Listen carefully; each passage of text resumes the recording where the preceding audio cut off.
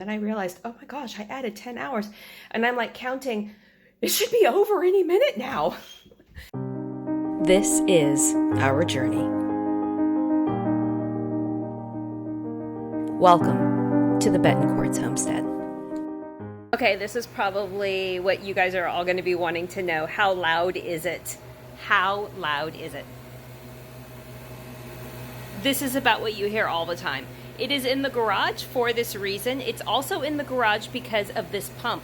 This is the Premier pump, and it removes the water. I highly recommend this pump.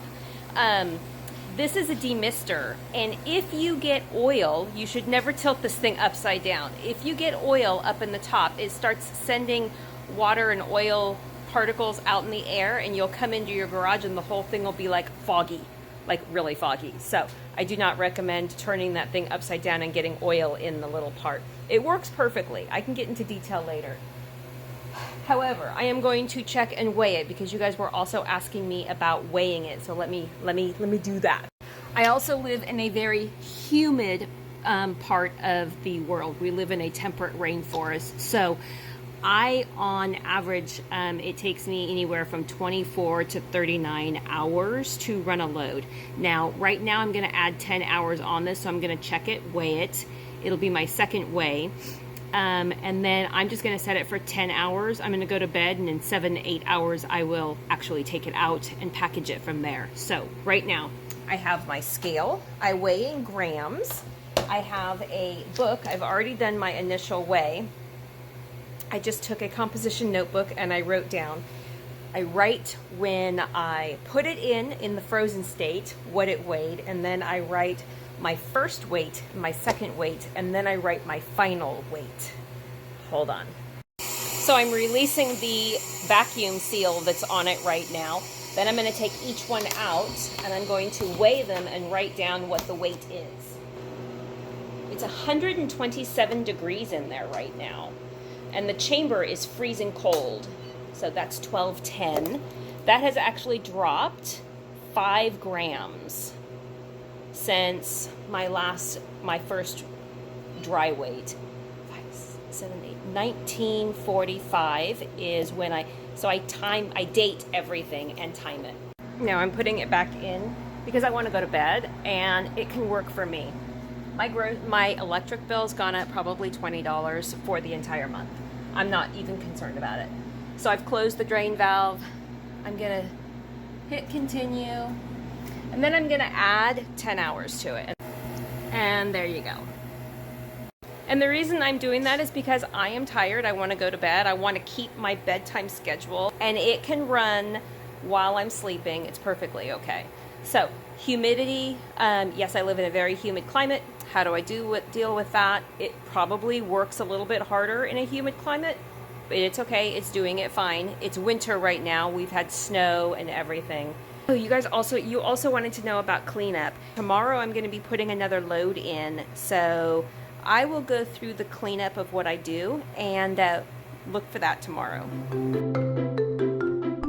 I added 10 minutes the night before because I wanted to go to bed, and they weren't quite done. They probably needed 2 more hours, and I added 10 minutes. I'm laying in bed having a slow morning, which I don't know why I'm having a slow morning because I needed to get up, and then I realized, oh my gosh, I added 10 hours, and I'm like counting, it should be over any minute now. And you don't want the machine to stop because then the trays start cooling down and they start absorbing moisture. So what I do is I bring in my oxygen absorbers, and I'm using some old bags. These are ones from Harvest Right. And I'm gonna start warming those up. I'm gonna get this set up. I'm gonna bring my impulse bag sealer in, and then we are going to rescue, because I have 20 minutes left, the cool stuff, which are raw eggs. We have 16 minutes left. Now I'm going to take these out and weigh them. Tray number 1 has not lost any weight. Has not lost any weight. This one lost 5 grams. This one did not lose any. And neither did this one. And then we're going to go inside and package them. They're 130 degrees. I let them cool to room temperature, and that's why, and then I seal them all up. Because I don't want any moisture in the bag, but I also don't want them to grab any moisture that's in the air. We are technically anywhere from 60 to 80% humidity here. So for me, this is what I do when I package. I have my journal. I write which batch number it is. This is actually my 21st batch that I have done. I am going to write number 21, raw eggs, the date, and then I'm going to weigh it after I package it. And we'll talk about why in future videos, but that is what I'm going to do. And there's a reason for it, because I've seen other people doing it and I'm like, oh, that's genius. That's absolutely genius. So let me get to packing. Each bag is going to have 1 dozen eggs. Each tray has 1 dozen, except for this tray has 18. It's also the tray I spilled all over the garage floor. So it probably right now has 12. You want to see what it looks like, right? Here we go. I have them all packed. And I'm going to stick an oxygen absorber in them, and then I'm going to seal them, and then I'm going to go work out. So now that they're all sealed, I'm still not done with them. I actually am going to weigh them, and I'm going to write the weight on them, and there's a reason for that. Okay, there you go. I've got the grams, how many grams are in each one, or how much each one weighs. And the reason I do that is because if there is a leak in the bag and moisture gets in the bag at any point in time, then this weight is going to be considerably off, because moisture has a weight to it. And when the eggs start to reconstitute themselves by drawing in the moisture, my actual weight is going to go up. So this is just a protection for me for long-term storage. These are going to go in a bin after I let them sit on the counter, and I want to watch the air get sucked up a little bit, just to make sure the O2 absorber is working. So far, I have not had one bad O2 absorber from this new company, and I will be talking about that soon. So we're at that magical moment where we've pulled the food out, but now are we going to defrost, add more time, which no, because I've taken everything out, or are we going to do a no defrost? And for us, for me, we're going to do a no defrost. What's the reason I do the no defrost? Because it's got ice inside. Do you see the ice there? What I'm going to do is I'm going to hook a fan up right here. It's pretty much what we all do. It saves electricity. The fan brings in some air from the outside into the machine, circulates it, and it starts to melt the ice. And then I'm going to show you what I do and how I clean it to get it ready for the next batch, because we already have the next batch ready to go in. I'm back-to-back batches. I let it defrost, I clean it all out, and then we start it up again. So this is what I have so far. And then we just come back here, turn it off, because we don't need power. And then that's it. It's actually been a few hours because I've been working on other things, and this is what we have. It's nice and quiet in here. So we're going to I'm going to turn the fan off, and then I'm going to check and show you what it looks like inside. Now for me, I always take this and rotate it, because water sits on top of all of these little shelves. And it's draining. The lady that sold me this gave me this idea. She said to put the hose, the drain hose, in the bucket, but don't let it go all the way down to the ground. And the water collects in here. Now you want to make sure the hose end does not go all the way to the bottom of the bucket. So I just have it tucked in there. I'm going to drain that, and I'll be right back. Cleaning it out or drying it out and defrosting it after every use is mandatory. You really cannot. People run loads back to back, but highly do not recommend it. I have heard some horror stories. So the next thing I do, because the more ice and water you have in the system, the longer it's going to take to run. I take a old hand towel and a large 5-gallon paint bucket stirrer and my flashlight, and I just go around. I'm looking for wet areas in the chamber. You can see the chamber, and I'm just going to take this and dry them. Run it through. Now, there is a cord right there. It's a black cord, and I just want to be careful of that. Gonna straighten the guy back up, dry the bottom.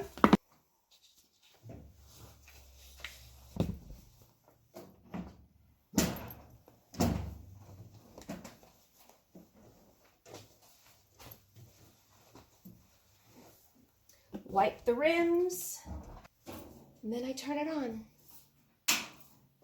And we're ready. So I'm going to push start.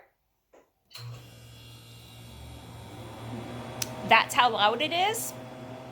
And then in 15 minutes, we're going to come back and we're going to put the food in it. Because right now, it's got to chill itself down. You actually can put your food, if you're working with frozen ice creams type stuff, wait 30 minutes before you put anything in. Wait for it to get to be 30 degrees or below. I already have my food right there in the trays waiting to go in. Pre-freeze everything, because when you pre-freeze it, it cuts your time down considerably. Okay, it's time to load the trays. So I have my book. I have filled it out with what my new load is going to be, which is oranges and orange slices. I have my scale. I am going to weigh every single one. Zero out the scale. I'm going to weigh it with the actual tray. The first tray is 12.15. I always weigh grams. Close the drain valve. And hit continue. Now all you need to do is watch it. Every once in a while you want to come out here and make sure that it's freezing. Then it's going to go to its vacuum freezing, and that's the vacuum part is when it may have an error, and I've had one error. That's because my door is slightly kitty wonkist. It's a used machine. It works perfectly fine.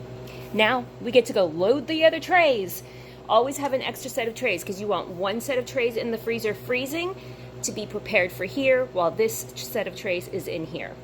It's just like rotating, constantly rotating. Angela, that's a great question. No, you can't over dry something. It's like once you remove the moisture is gone. There's nothing more to remove. So you're just keeping it heated in a suspended state, waiting for you to take care of it. So like me, I had to go to the big girl town, like Portland. And that's 2.5 hours away, and I'm like, oh, what am I gonna do? I left because I already knew that when it stopped, it would immediately, I had programmed it to go into extra dry time of 10 hours. So I figured as long as I wasn't gone for 11 hours, I'd be good. Came back with an hour to spare. That is the beauty of this whole thing. It's like, once you figure it out, so amazing.